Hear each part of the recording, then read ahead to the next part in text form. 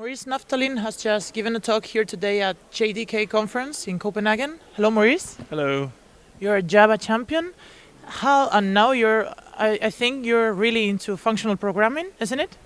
I wouldn't say I'm into functional programming. What I think is happening is that trends from functional programming are finding their way into mainstream languages like Java. Functional programming used to be a ghetto, really. It was something that happened in academic life. But increasingly, there's various trends, and particularly the need to be able to have immutable data structures, to be able to program sensibly with immutability, means that because of parallel hardware, means that ideas from functional programming are becoming more important. But also functional programming, there are features like closures and lazy evaluation and pattern matching, which originally came from functional languages, which are just now found to be very good, very useful in mainstream programming languages, and are eventually creeping into Java as well. We saw it in Java 8, for instance. Absolutely, and there's more to come yet. I think pattern matching will appear in Java in the medium term as well. I'm asking you this because you talked today here about collections, right? Yeah, I did. The talk I gave here didn't particularly touch on functional programming.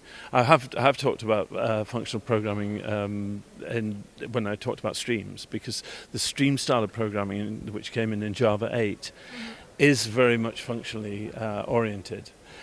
Today I was talking about collections, which are very important and are really very much an everyday tool for all Java programmers. I was talking about them in terms of their performance and aspects of the performance which aren't often understood by Java programmers. What all of us learned when we were at university was to measure or to estimate the performance of a particular algorithm in terms of the number of operations that it involved. So, if you've got to do so many comparisons or so many additions or multiplications, that's a measure of how fast or how slow the calculation will be. But it turns out that with modern computer hardware, there are other features, like, for example, where the data is to be fetched from. Memory is random access, and so in principle it should take as long, it would seem it should take as long to fetch data from one part of memory as from another, but in practice that isn't the case at all. And so we've got other things to think about besides the number of operations that are being performed when we analyze how well a collection is performing.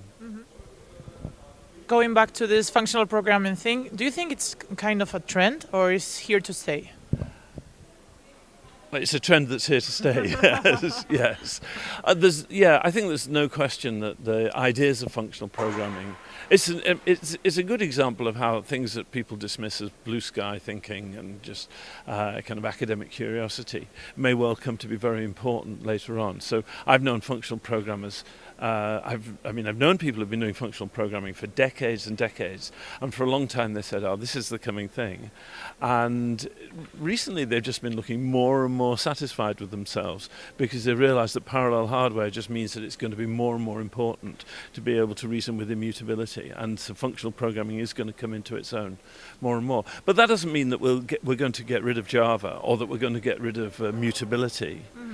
What it means is that there's going to be a mixture of those ideas. Scala is one version of mixing ideas of functional and object-oriented programming together, but there'll be others. I was listening to a talk today on Kotlin, which was very interesting, and that's another way of trying to combine them.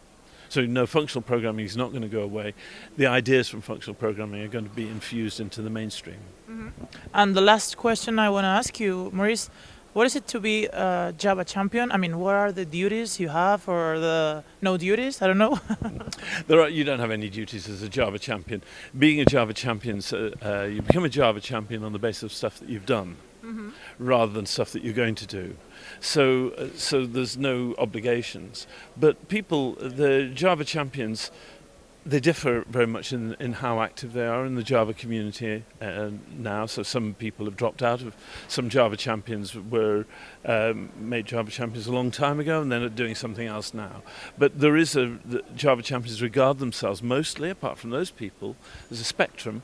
But amongst the ones who are active, they regard themselves as a community with a duty to bring the developer's perspective to Oracle and we think that we represent an independent source of an independent and valuable source of opinion and knowledge about Java, which can be very useful both we think in explaining Oracle's views to the developer community, but also in bringing the opinions of the developer community in a focused way to Oracle as well.